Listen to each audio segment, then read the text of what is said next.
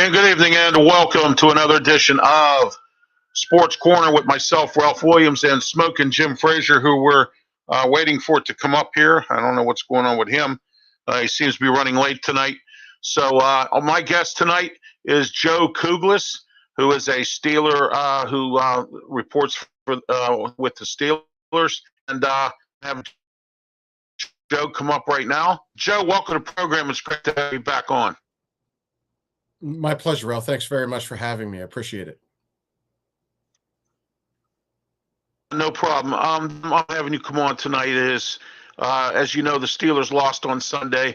And I want to give that you might be able to give us right now is in regards to the Steeler draft coming up. What do you think the rest of the season is going to turn into, Joe? Well, there's their back end, the back nine of the schedule is a little weaker than the front.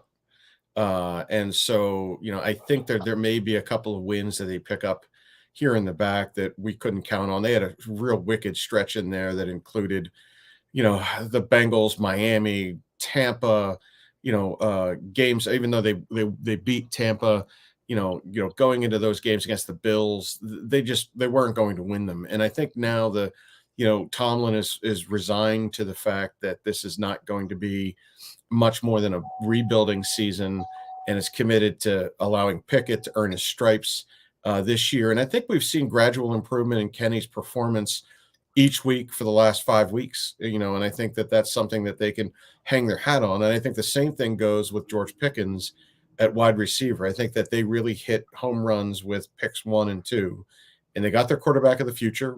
Whether he's a Hall of Fame Ben Roethlisberger type is yet to be determined, but Pickens looks like exactly what they thought he was going to be, a steal in the second round. And I think that they're going through the growing pains with Pickett right now. Looking toward next year, I think that there's a few things that Steeler fans can take solace in. Number one is, if this team continues to play the way that they're playing, and I think it's in our best interest as fans to hope that they do continue to lose, they may end up at a top 10, if not a top 5 draft scenario throughout. And that's something the Steelers rarely, if ever, see. I think the last time that we were in a situation like that was getting Ben Roethlisberger, right? And getting that kind of talent and adding it to this team. This team has deficiencies, and those deficiencies are in places like the offensive line, inside linebacker, corner, as we're all seeing. And this team's going to look markedly different next year than it does this year. But that Claypool trade really made draft day of 2023 very interesting for these guys in a variety of ways. Now that you've got Chicago's pick, which could also be a top 5 second round pick, you have draft capital. And if they wanted to move back into the end of the first round or they wanted to trade down, if they're in the top 5, top 10, and there's teams rushing up to get a quarterback, they can move down and still have a plethora of picks available in the top 35, top 40. And so I think Steeler fans, I said before, they could take solace in the fact that if the team continues its pace and finishes the season 6-11 or 5-12, that's good stuff for us. Smokin Jim has joined us here on the phone. Smokin Jim, welcome to the show. We have our good friend Joe KUKLIS talking about some Steelers season. You have anything to ask Joe, or? No, I'm enjoying the conversation, Joe. Okay, all right. So anyway, Joe, what was your thoughts about Sunday's game? What do you think went wrong other than the offense? Do you think the defense? I thought the defense tried to play well, and what had happened was it just seems like Cincinnati had their goat on the offense when they continued to run 3 times that parent play that went for a touchdown on a screen. Your thoughts on that? Yeah, so it's embarrassing when a backup running back scores 3 times on your defense, right? Especially what is, I think, the second highest paid defense in the league, if not the first. I mean, the Steelers have a very expensive defense as it is. And there was a lot of changes on that defense. Let's make no bones about it. And there are a bunch of new starters in a bunch of different places, but none of them are very good. Miles Jack has worked out okay, but whoever he stands next to at inside linebacker is subpar. I mean, Spillane is a good backup, but he's not a starter. Devin Bush hasn't panned out at all and will likely not be on this team next year. The corners have been an issue, even with Witherspoon out and the William Jackson trade. Neither of them were here for this game. And you're playing Joe Burrow, even though he's without Jamar Chase. That's a team that's gonna put up points. And they scored 5 different ways, with the one or 3 different ways with one running back that was a backup to Joe Mixon. But it seemed like they knew how to beat this defense, and there were a few TJ Watt plays that were of interest, and but TJ's a one-man band, and even with Minka coming back, I can give him a pass on post-surgery stuff, but Terrell Edmonds had a bad game. The corners, even though there were a couple of interceptions, had bad games, and they got used and abused up and down the field. I think the defense was really the problem there. I think on the offensive side, we've seen progress. Najee had maybe one of his best games of the year. The offensive line, even though it's very poor, had maybe its best game of the year. Pickett looked really good. Pickens looked very good. Deontay Johnson was invisible yet again. I think that the offense was running very vanilla. I heard one of the Cincinnati players say they kept running the same plays over and over again. Some people would point at Matt Canada and say that's his fault. He has to call a professional offense with a little bit more variety. But at the end of the day, he's still nursing a rookie quarterback that's in game 5, of his starting NFL career. And so those are the plays he might be most comfortable with. I'm willing to give the guy a pass on having a vanilla offense, but we all know this isn't the season where the Steelers are going to make a run for the playoffs, let alone the Super Bowl.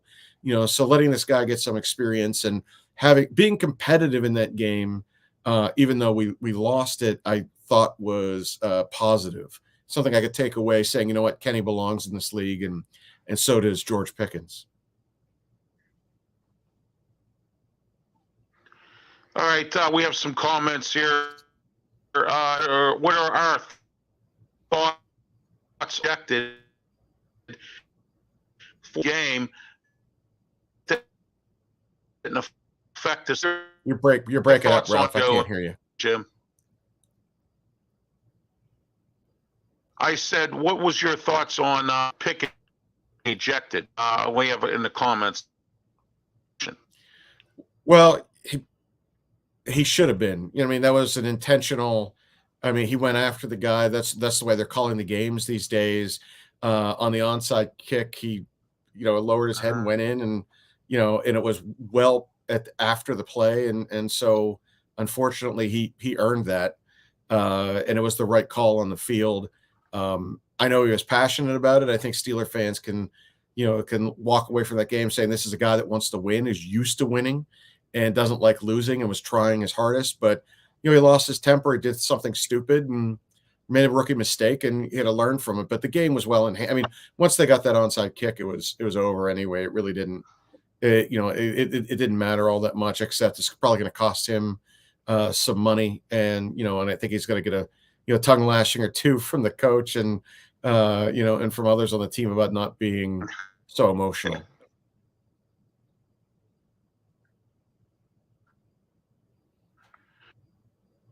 Post game Mike Tomlin had, it was very short, probably the shortest one I've ever seen. What's your thoughts on that, Jay? Well, Coach Tomlin's frustrated, right? This is the season that the streak breaks. He's going to have a losing season. And even though I think that that's admirable and something that will carry him to the Hall of Fame one day as a coach, truth is it's not that good for the team. When you're sneaking into the playoffs or just missing them a couple of years in a row, and when you do get into the playoffs, you get drubbed out. This team hasn't been very good for about 10 years. And having a 9-7 record or an 8-8 record, and nowadays, a 9-8 record, and just making the playoffs to just get drubbed out, breeds additional mediocrity. You're drafting lower.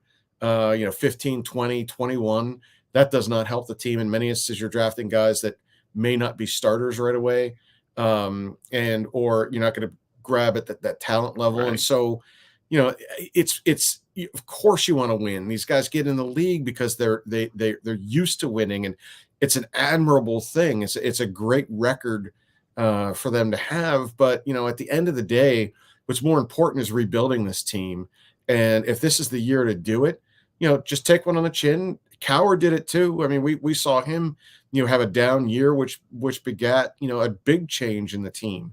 And that's how the Steeler dynasties were built. They were built on losing, and they had a chance to draft Terry Bradshaw, Franco Harris, Joe Green, all these guys in the 74 draft. That was because of where they were. And the Steelers just haven't been there for a while. And this happens. We as fans are just not used to it. We're kind of spoiled as Steeler fans. We're part of the blue bloods in the league. It's us and Dallas and New England and San Francisco, and we're just used to winning, spoiled by it. But this is a season that will likely help them in the long run, especially as Omar Khan goes into his first year as GM and having to draft on his own without Kevin Colbert.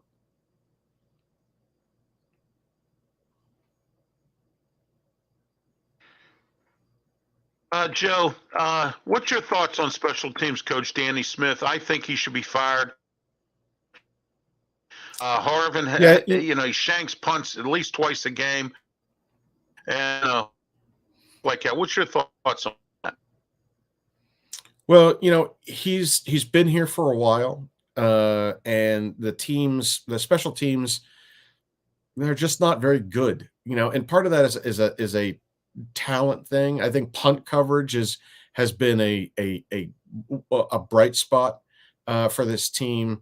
I think Harvin last year, rookie year, they spent an actual draft pick on getting a punter, and you expect more from him, and it just hasn't really panned out all that well. We'll see if he improves the rest of the stretch on the way down. Of course, the Boswell injury has put us in a situation with a backup kicker, and backup kickers are just unreliable. And it's hard to judge with kick. I mean, these days, you get a lot of touchbacks and things like that on kickoffs and such. But at the end of the day, he's Danny's been here for a while. I'm not sure he'll be removed from that position, but after this year, I can see a number of changes coming in personnel, on the coaching staff, and we'll see who's left at the end of the year.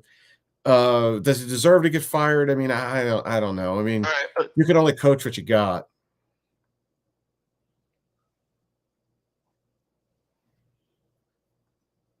So, what's your thoughts? He'll still be here. I couldn't hear you. You were breaking up there.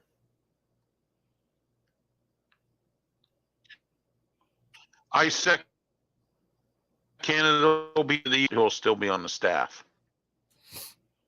Yeah, I think that there's a good chance that Matt Canada will be back. There's also a good chance that he's not back. This is, the last year with Roethlisberger, he was at the tail end of his career, and this year, the Trubisky stuff was kind of thrust upon him. And then when Pickett fell in the draft and the Steelers were able to get him, they had a bit of a controversy there with who was going to start and who not. And not controversy is not the right word. They had a strong quarterback competition, including Mason Rudolph.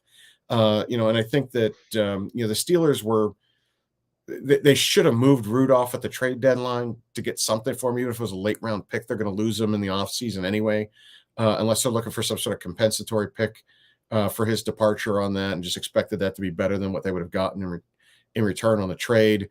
But it's hard to blame Canada for lack of quality personnel. When you have a line that's just as poor as this line's been the last 2 years, I mean, I guess you could pin that on him, but a lot of that's the personnel he's been wearing. Bill Parcells once famously said, if you're gonna ask me to cook the meal, at least let me shop for the groceries. And they just did nothing in the offseason. The Mason Colston, the Daniel, like the guys they brought in, and the long-term signing of Chooks Okafor, I think was a mistake. Dan Moore has not played very well this season. I think average at best is the way I would describe that. They're just not a good unit, and the game's won in the trenches. And they've done a great job of assembling talent Absolutely. around that. Those skill positions, you've got Pickett, you've got Pickens, you've got Harris. You still have Deontay Johnson when he shows up for the game. Even the Jalen Warren signing, you've got talent there. But if the quarterback has 2 seconds to throw the ball and is a rookie, you're going to have problems no matter what you do. Or they can put 8 guys in the box to stop Najee, and so it's hard. And I know when he's coaching a vanilla offense until the guy gets his feet under him, it's hard. Should he be back? You know how this league is. They're going to look for a scapegoat. I don't think he will be back.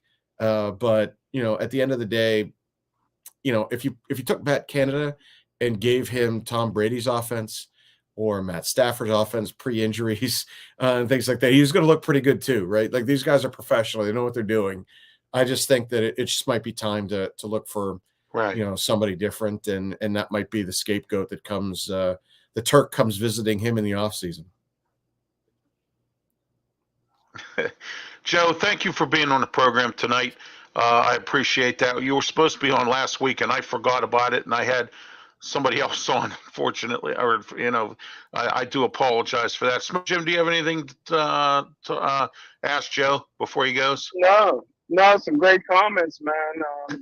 Very insightful. Thanks, Joe. All right. My pleasure. Have me back happy anytime. We'll talk draft when we get closer to it. Yep. Same to you, sir. Oh, yeah. I'm working, getting assembling the gang back together for another year in sports review or another Steeler things. So looking forward to it. So thank you, sir. In touch. Thanks, Joe. I appreciate you being on the show. My pleasure. Anytime. KUKLIS reports, but he reports to Steelers, and he is and I've been having some buddies by on that. Okay, Smokin Jim, welcome to the show. It's great to have you on. We're here. They want to know. Let's see here. Hang on a minute. Let's take care. They want to know your thoughts on Danny Smith. You think he should get fired? I never thought he should have got hired. Bubblegum chewing coach. Special teams always underperform. And so, yeah, not only should Danny Smith be fired, he never should have been hired. Okay, here's another good one. It says our sports show is more positive. Your sports show is more positive. Good work. Thank you for that, Dan. Also, Dan says you guys should try to get on KDK. We need a better sports talk than how it's been lately. Dan, that is a political thing that's going on. I should be on. We should be on 93.7 The Fan. We are not. ESPN Radio has a guy on in the afternoon after Stan Savran on ESPN 970 named Wes Euler. He's on. Some of these guys in this town are fossils. Some of them need to go. I think we need some new voices around here. And I do agree with you that we should be on something a little bit better, but we are not. But don't worry, our time is coming, and it'll be real soon. All right, so anyway, also, real quick, someone asked us a wrestling question, Smokin Jim. Since we're not going to be on at all tomorrow, I answered the question, but Nick Aldis supposed to be signing with a UK company, but now I'm hearing rumors he may be signing with the WWE. So, and his wife Mickey James. Apparently, wherever he goes, she goes. That's how it's going to work this time. So, that I answered that question, and then let's see.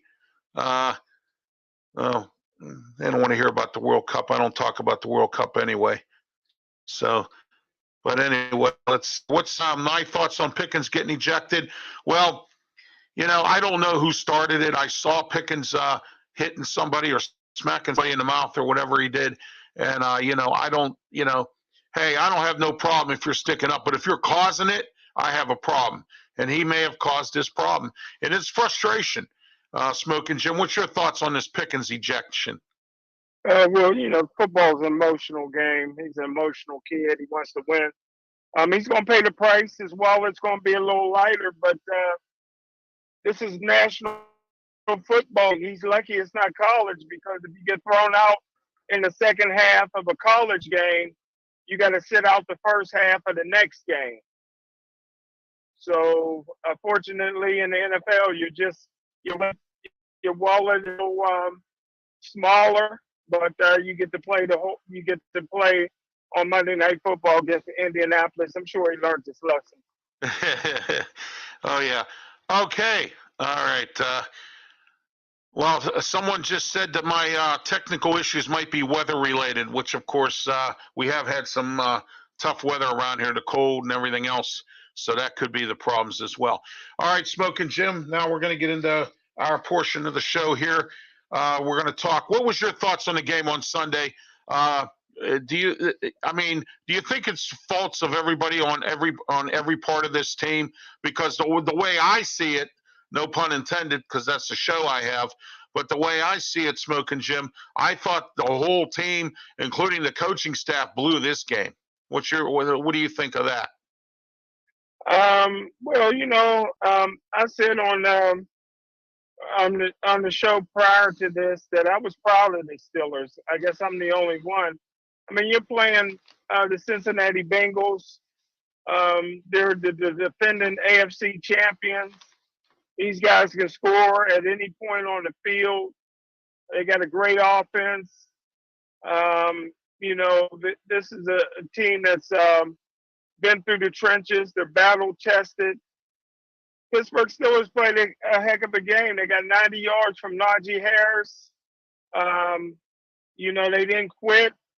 The defense played as well as it could. So, I'm proud of the way the Pittsburgh Steelers played on Sunday. You can't win them all. No, not at all. Speaking of technical problems, Smokin' Jim, I noticed earlier tonight on Pittsburgh Sports Line, you guys had some problems too. Maybe it is the weather. You know what I mean? Maybe it is the weather. So we'll see. We'll see what's going on with that as well. Anyway, I thought the Steelers tried. I mean, I will give you that when you say that you thought it was and it was a competitive game. The only thing was the offensive play calling in the second half by Matt Canada, I thought was some shoddy play calling, and it was just too many 3-and-outs, especially when they were at the 21-yard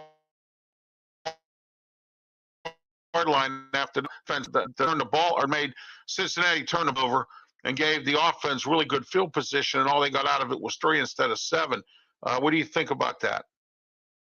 Well, it ain't easy to score. Many a times, the Pittsburgh Steelers, after a turnover, stops the opposing team too. So, got some points out of it. You got 3. Listen, the Pittsburgh Steelers are going to live and die. Pittsburgh Steelers got a lot of talent. This is a very talented team, but you're putting in a core. He's running around. All he has to do many times is step up in the pocket, deliver the football. The offensive line don't know where he's at half the time, because if you're scrambling around, the offensive line don't know where you're at. You're supposed to step up into the pocket. I think that the Cincinnati Bengals were right, that the Steelers have a limited offensive number of plays that they're running. And that's all falling on the quarterback because he's inexperienced. You have an experienced quarterback on your bench in Mason Rudolph, and I would pretty much guarantee the Steelers would be 7-3 instead of 3-7 if they went with Mason Rudolph this year. Yeah, I thought that taking Kenny Pickett really wasn't a need. I thought when they signed Trubisky, they could have had Trubisky, Mason Rudolph, and I thought maybe they should have went with Mason Rudolph to start the season off, have Trubisky as a backup, and then nobody expected the Dwayne Haskins situation to happen, and then pick and be third string, let him watch. I think that would have been a little bit better than what we're seeing right now. And I think that it was a bad decision by Mike Tomlin, a bad decision by, or I'm sorry, King Tomlin, because he thinks he's king, so anyway. But anyhow, so that's my thoughts on that as well. And, I agree with you on that. We're getting some comments here again. Love it. Good work, Smokin' Jim. And we have a lot of things that says, let's see, athletes get heated, the Pickens thing, and there are locker room fights, but when they got to shake hands, our culture needs that old-fashioned outlook. Yeah, there we go. That's not a bad comment there, Smokin' Jim. We're getting a lot of comments, Smokin' Jim. That means our show's getting more and more popular. How do you like that? Hey, man, that's very impressive, man. Yeah, we appreciate it, too. Yeah, and they said thanks for the promotion because more PA residents and, like this gentleman here, Dan, are starting to become aware of the show and the strength in numbers. So there we are. So we're getting it's moving along here, Smokin' Jim, and I love it. And I appreciate everyone for watching every Tuesday night at 8:30 here. We're getting stronger and stronger, and so anyway, I'm commenting on Dan's thing here. He says, "Do we do some writing letters?" Yes, Dan. Write it to Jim Gracie.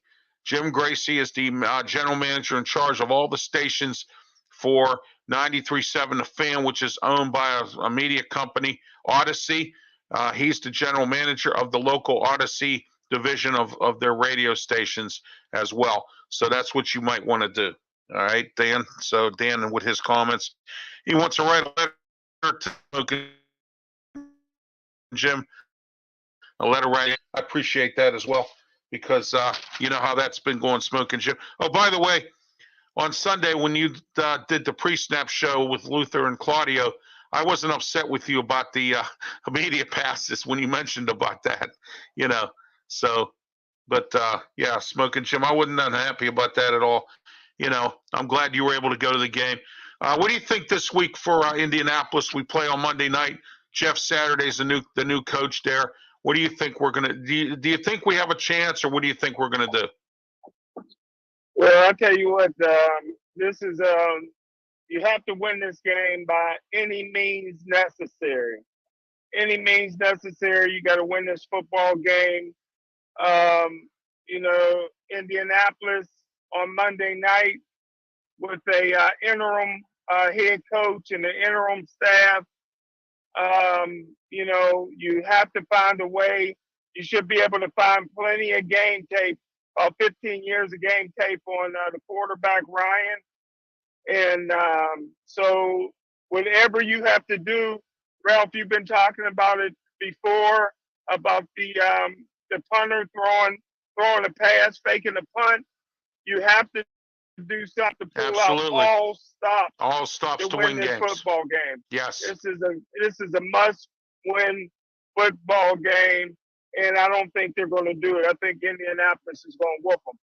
Yeah, I believe this is going to be a tough game. You see, the Eagles played them this week, and they only won by 1 point, Smokin' Jim. So, excuse me, Indianapolis is a tough team.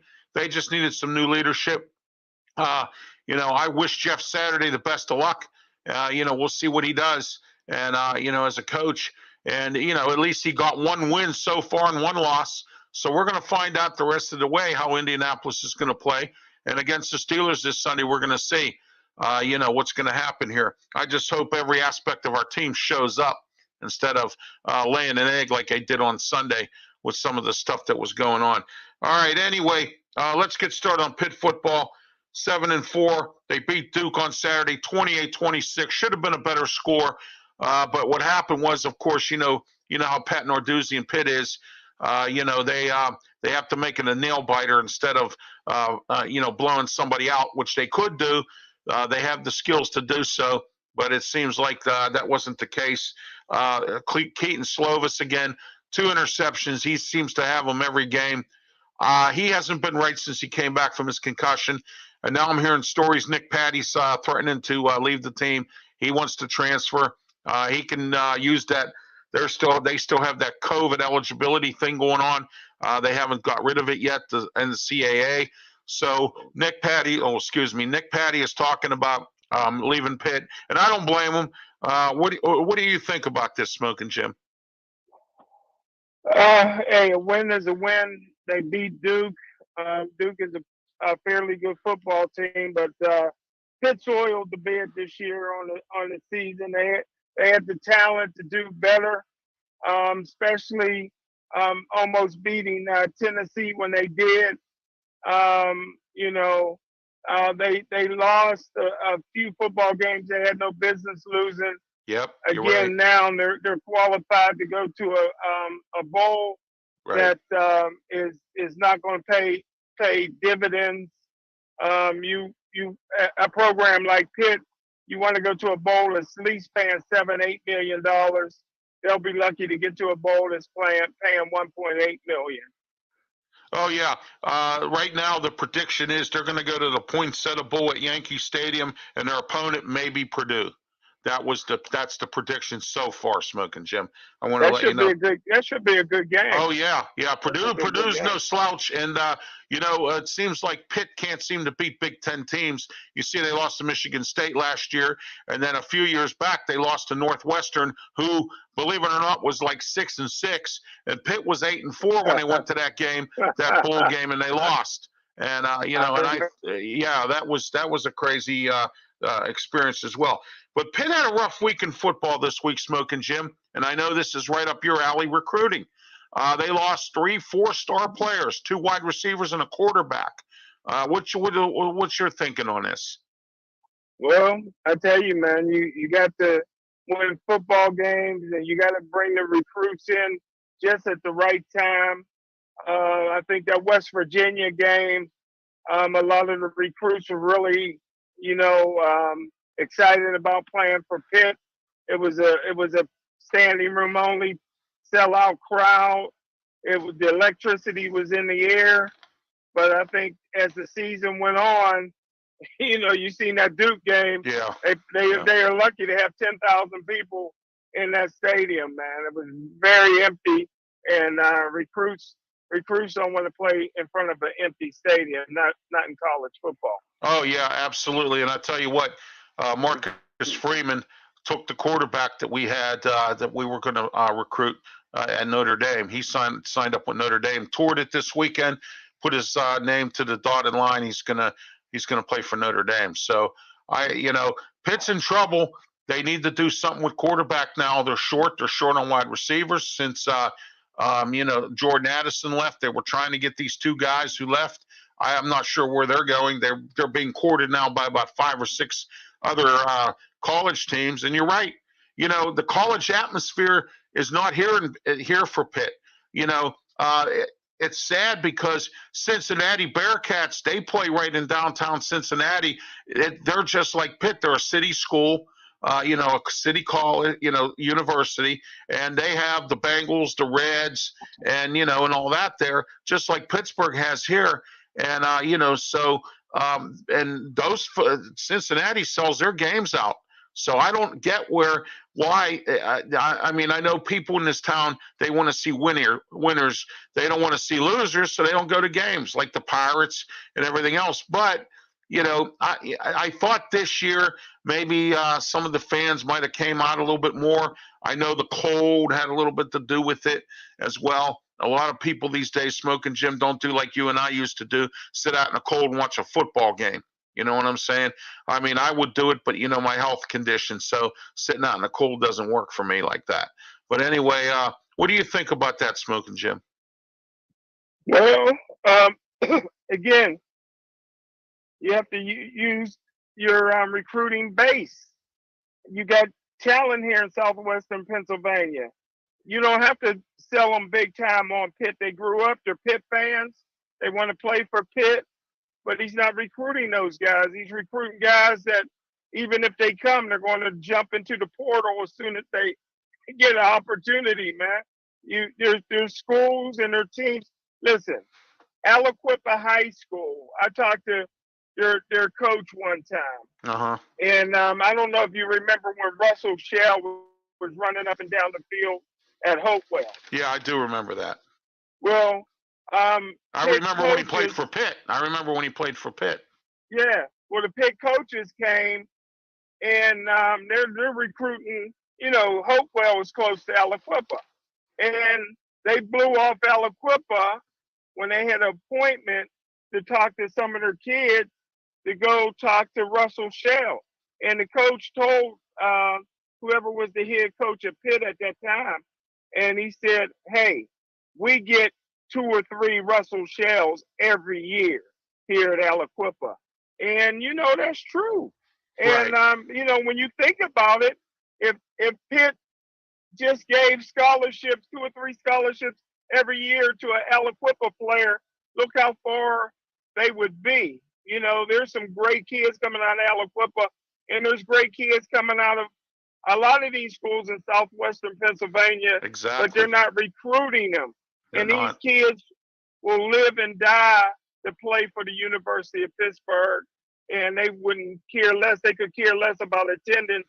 And if you start getting local kids in there, you're going to start increasing your fan base because they've seen these kids play in high school. Yes, they did. Yeah, and that's another story. We've talked about this many times on both the TV show and here about how Pitt just doesn't recruit locally. I mean, they do, but they don't do it enough. I mean, it's here. It's in your own backyard. It makes no sense. I mean, I think we're like what number in the top 3 in the country as far as recruiting, other than Florida and maybe Texas or some other states. You know what I mean? And so, you know, I believe that is the situation there. And I believe that, and I'm going to say this, and I'll get some Pitt faithful who sit there, and you know, I blame the alum on this because the alum needs to start getting together, and they need to start barking wind to the university, and the university needs to open up the vault. Patrick Gallagher's getting ready to step down, which I wish he wouldn't because he's sports kind of a chancellor, and you know. But anyway, he's stepping down, and I don't know what this new chancellor's going to do. I hope we don't get another Mark Nortenberg who didn't care much about sports. He was worried more about other things than sports.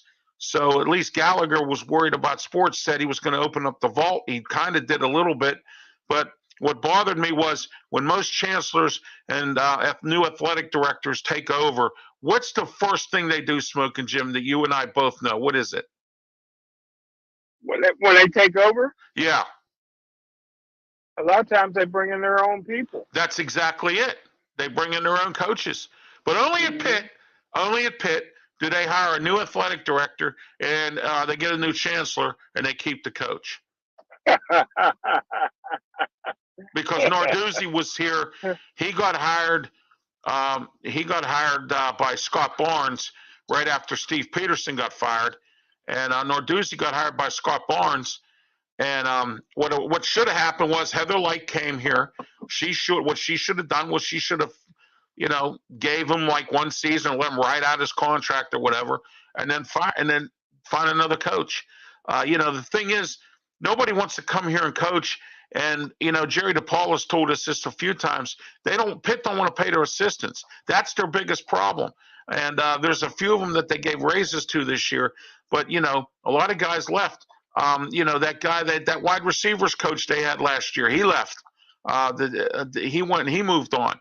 You know, and he was a great wide receivers coach because Pat Narduzzi said, "Oh, you're going to be the offensive coordinator when you know, when Whipple leaves," and then he you know, he lied to him. So I mean, you know, what are you going to do? And you know, Narduzzi, I hear, has been real tough with his offensive staff. He's a very hard person to get along with. You know, and I hear some stories about the sideline. I heard some stories this week that he's not a real good X's and O's kind of coach. He needs to stay as a defensive coordinator. No matter where he goes, he could do that. But I don't think he's a great head coach, X's and O's wise, and he's not a good recruiter. And I think what Pitt needs to do is, I think, just like Mike Tomlin, I think, and I've said this many times, and I'm going to take it from Caddyshack and Ted Knight when he said to Ronnie Dangerfield, "You have worn out your welcome at Bushwood, sir." Well, guess what? Them two have both worn out their welcomes in Pittsburgh. So I think they both need to go. What do you think? I agree with you 100%. Yep. So I mean, and I said this after a couple disappointing seasons. The only thing that Narduzzi got going for him was we went to the championship game last year, and so and that was it. And but then laid an egg in the bowl game. So I mean, that's the scenario there. And if he could recruit well, we would have good backup quarterbacks. Wouldn't have to worry about having Keaton Slovis come back for another year. Wouldn't see Nick Patty transferring. There has to be some kind of a, you know what I mean? There has to be a happy medium here when you're doing into that. All right, now let's get into Pitt men's basketball. They beat Alabama State 73-54. They're 2-3 tonight. They play Fairleigh Dickinson at the Pete at 8:30, and also the women's team, Lance White's team, is 4-0 right now. They just beat Duquesne in the women's edition of the city game because, as we all know, Jeff Capel said we don't have time for Duquesne. So there you go. Yeah, and Jeff Capel better start packing because I don't think he's going to be around. But of course, I have yet to see Heather Lyke fire anybody, and I don't think she ever will. And I don't think she has the spine to fire anybody. And I believe she's the wrong person for the athletic director's job. And I'm not saying that because she's a woman. I'm saying that because I've seen what she does. She was the athletic director at one of the Michigans. I believe it was Eastern Michigan. And Butch Jones was the, I think it was Butch Jones, was one of the coach there. And the guy, his name was Butch. He went to Tennessee and he coached there for a few years. And then Heather Lyke hired him. And then he stunk up the joint there too. And she was under a lot of scrutiny, but he did take Eastern Michigan or Western Michigan or whatever team he did coach to a couple bowl games. And then towards the end, he was stinking things up. And when they asked her to fire him, she wouldn't fire him and let his contract run out. So they went through 4 years of being mediocrity and being sad because Heather Lyke wouldn't fire him. I don't think she has the spine to fire anybody. What's your thoughts on that, Smokin' Jim? Yeah, I agree with you 100%, Ralph. I was puzzled when they hired her as an athletic director, and I haven't seen anything in any way that she's helped the University of Pittsburgh out in her tenure so far. Let's see here. Okay, Friday is their next game for the women's team. Lance White's doing a pretty decent job this year, at least. He's finally starting to get this women's team in order. He was hired the same time Capel was, and he hasn't been doing real well, but looks like they're 4-0. And their next game is Friday against Towson State at the Pete. All right, let's talk about the Penn Smokin', Jim. Malkin, over the course of the weekend, came up with his 1,000th game. 1,000 games he's played for the Pittsburgh Penguins. They're on a winning streak. They're 5-1-1 in the last 7 games. We had this discussion a few weeks ago when they were down 7 games, and now they're back. Seems like they're starting to come back. They got some rhythm going. They got some confidence going, and the vets are starting to come around. Guys are coming back from injury. I think the Penguins are going to start going on a roll here. What's your thoughts on this? I thought we was talking about the Penguins. You said rhythm. They ain't got no black players, man. What rhythm you talking about? I know. You know what I'm talking about. Hey, man. Congratulations to Malkin. 1,000 career games, man. I know they're proud of it here and in Russia. Hey, listen. These guys are too talented. I tell you what, Sidney Crosby is on his way to an MVP season. I think he's 3rd in the NHL right now.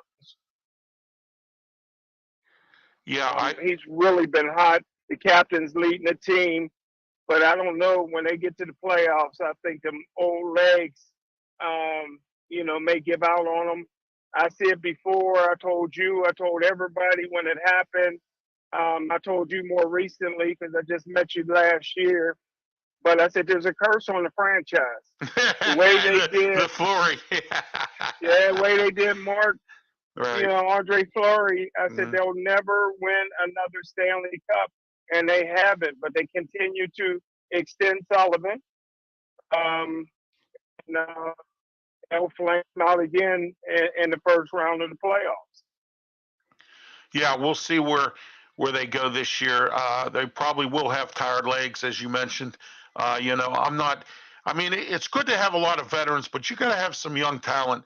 And Jim Rutherford sold the store, and Ron Hextall, unfortunately, is trying to build back up our minor league system. He gave away most of our number one picks, and we don't have anything, in the minors coming up doing anything.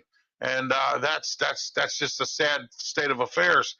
And you know it, and I know it. You can have all the veterans you want, Smokin' Jim, no matter what kind of team you have. But you got to have some good young players that you can develop. And the Penguins haven't done that. And it's just been one thing after another every year.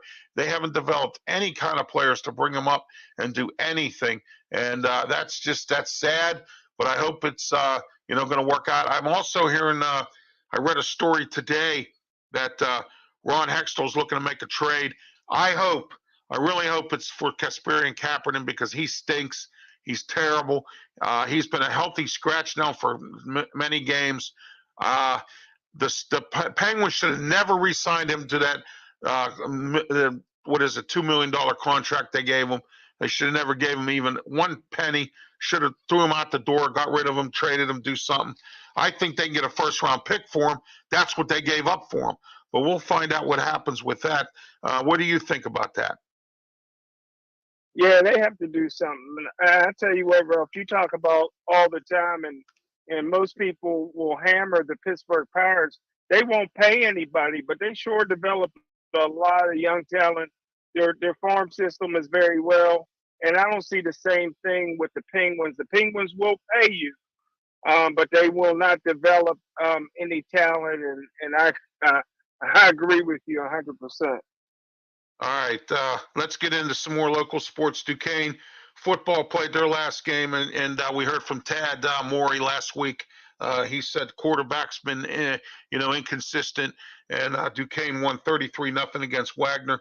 Men's basketball, they beat Colgate 85-80, and they also played Northern Florida last night, and they won by 1 point, 83-82. And Alabama State, they're playing tomorrow at 7 p.m. That's the team that Pitt just beat. They were getting beat in the first half by Alabama State, and they came back in the second half and won. We're not going to discuss because I got too much to talk about here tonight anymore about Jeff Capel and the Pitt basketball team. West Virginia, they lost to Kansas State 48-31 in football, and in football, Penn State beat Rutgers 55-10. Oh man, Smokin' Jim, 55-10. Rutgers not doing real good with Greg Schiano in his second turn or his second stint with Rutgers as their head coach. He hasn't done real well there, and I think it's because they're in the Big Ten. I think they need to be in the MAC conference or something. Rutgers has never been a competitive team. Even when he was there, they were in low bowls, but they accepted it, and that's what we're having a problem here with Pitt. They accept mediocrity, and that's where we are. All right. What's your thoughts on that, Smokin' Jim? Hey, not to change the subject. Go ahead. But hey, man, I got to give a shout out to Aliquippa High School. This is a team this is a school that got 38 boys in their school. They should be a Class A school. They make them play 4A. They tried to make them play 5A. And I tell you what, Ralph, a few weeks ago we honored McKeesport High School football team at a luncheon. Oh, okay. And I tell you what, man, McKeesport was loaded this year. They usually play 6A, but they're down to 4A. And for Aliquippa to blow them out, similarly to when they blew out TJ last year, right, on their way to winning the WPIL and the state championship, man. You got to take your hat off to them kids, man. Oh yeah, from Aliquippa. And I tell you what, I know you were a City League football product back in the day. Got to give a shout out to Westinghouse Bulldogs. Absolutely. I was just going to talk about high school football. We were going to get into it after I give you the ACC scores. Clemson 40, Miami 10. Pitt plays Miami this week. We're going to see what they do. Notre Dame 44, Boston College 0. Big goose egg. Get this, Smoking Jimmy, ready?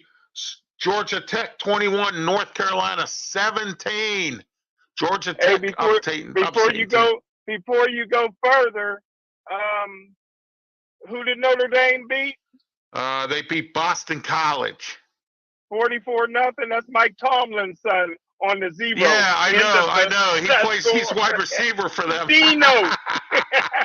Yeah, I think his other son plays for Hey, you can't give an O without Dino. I know. Yeah, there you go. That's it. Hey, you know what? When he comes available, and I say if King Tomlin's still with the Steelers will probably draft him or sign him as an undrafted free agent. Oh my gosh! Hey, almost hit a deer. Oh no! Oh yeah, man. I'm out here in deer country, brother. They're all over Monroeville, so you know, if that's where you are, they're all over Monroeville. I drove out the Parkway one time when I used to drive a cab. I had a couple of them hotels out there as accounts, and I drove out there to go get people. And you know where the old Westinghouse offices used to be there? Right in that field there, you could see a mess of them just grazing right in that field. I mean, it was like a sight to see of deer. They were everywhere. So Georgia Tech 21, UNC 17. Florida State 49, Louisiana, the college that what's his name on the Steelers comes from, that's on the offensive line, the one that number 69. I got his name is on top of my tongue, tip of my tongue more or less. Kevin Dotson comes from. Well, they got blown out 49-17. So anyway, let's get into high school football scores. Union Township, or I'm sorry, Westinghouse. You know who else came from? Hey, Ralph. Yeah, go ahead. Ralph came from Louisiana Tech, don't you? No, he's from the College of Louisiana, not Louisiana Tech. He's from the College of Louisiana, Dotson. Who? Kevin Dotson. Dotson's from Louisiana Tech, isn't he? No, Louisiana, the College of Louisiana. He's not from. Oh, okay. Maybe that Louisiana. was formerly Louisiana Tech, because that's where Kerry Bradshaw come from, Louisiana Tech. Yeah. Oh, hey, don't forget about Troy Edwards. We drafted him in the first round in '99. Oh, yeah, that's right. I forgot about that. And the interesting part about that, I called that pick because you know why? I knew the Steelers were desperate for a wide receiver, and I knew they weren't going to get Torrey Holt, and I knew they weren't going to get a few other good receivers that were in that draft. And and I said it.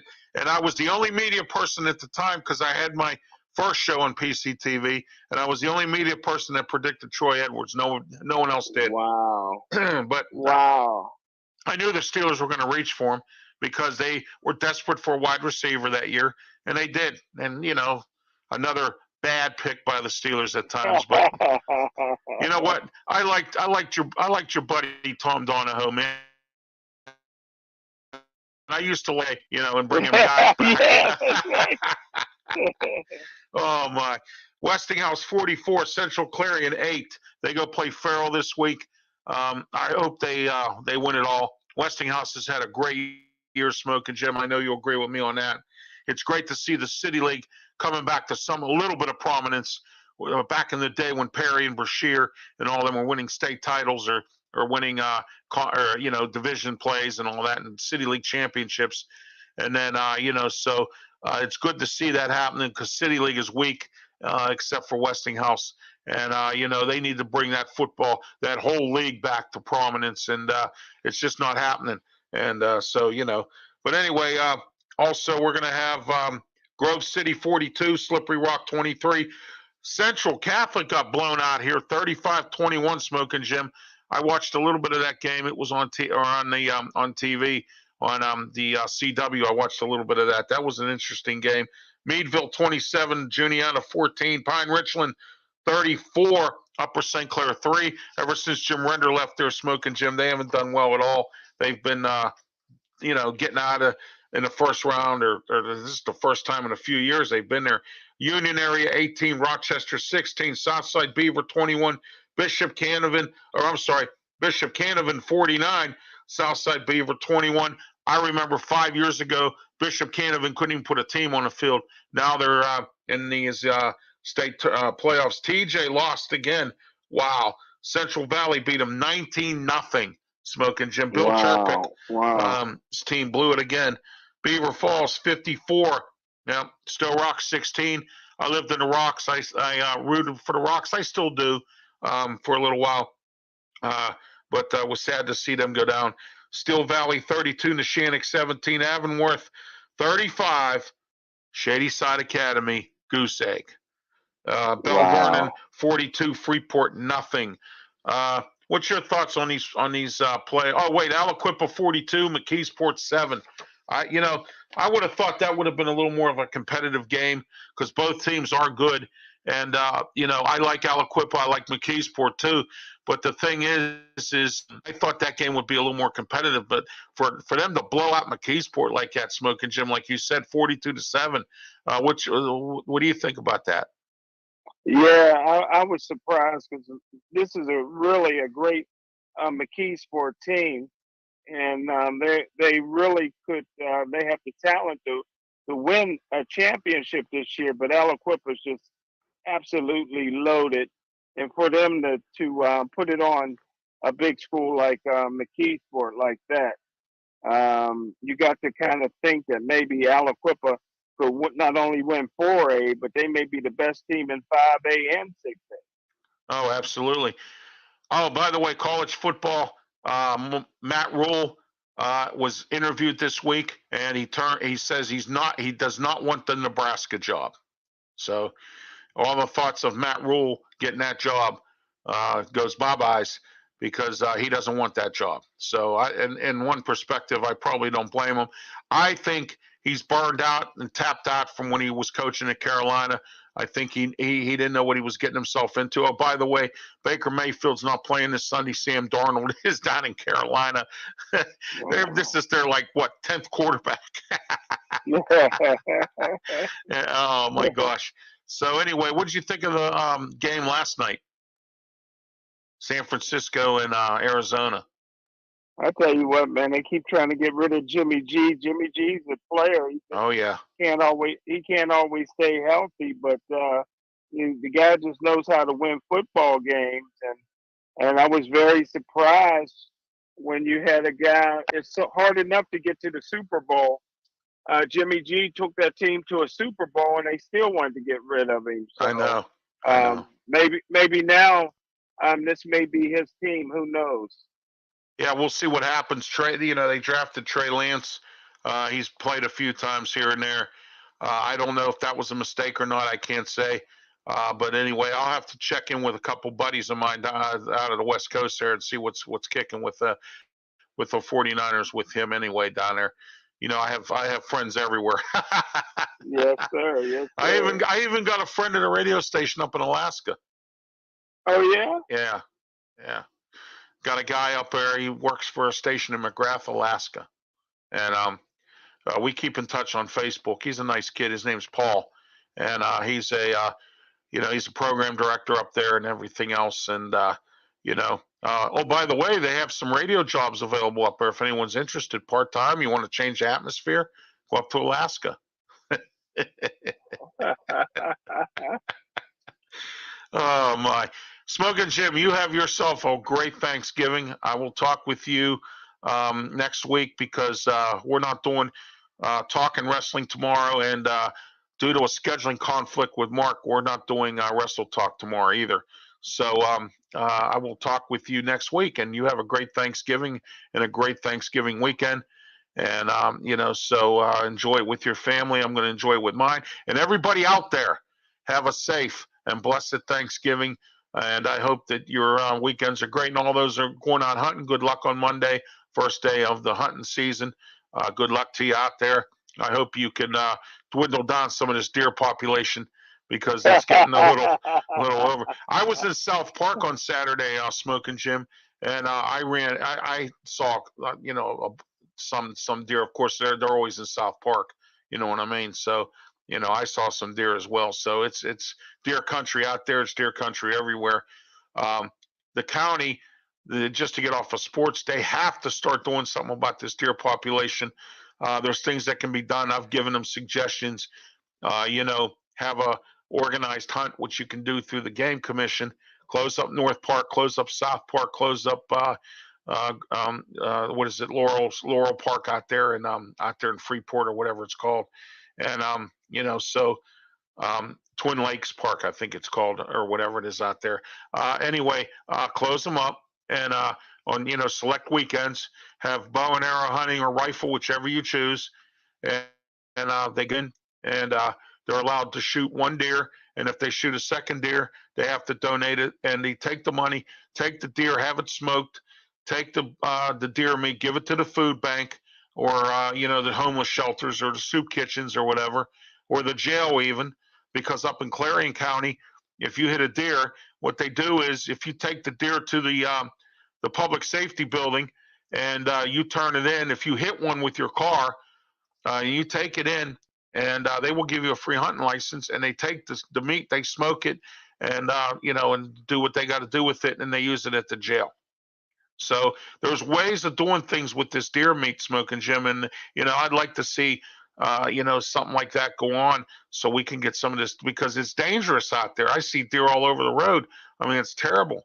They're everywhere, and the more we keep building, the more they keep running into the city. So that's what's going on, with that. And I didn't mean to go off topic anyway, Smoking Jim, but as I mentioned before, have a happy Thanksgiving, my friend. Have a safe one. Enjoy your family. Enjoy your turkey. And I'll see you, or I'll talk with you next week. All right. I appreciate you, Ralph. All right. Have a great one. And everybody out there, once again, have a happy, safe Thanksgiving.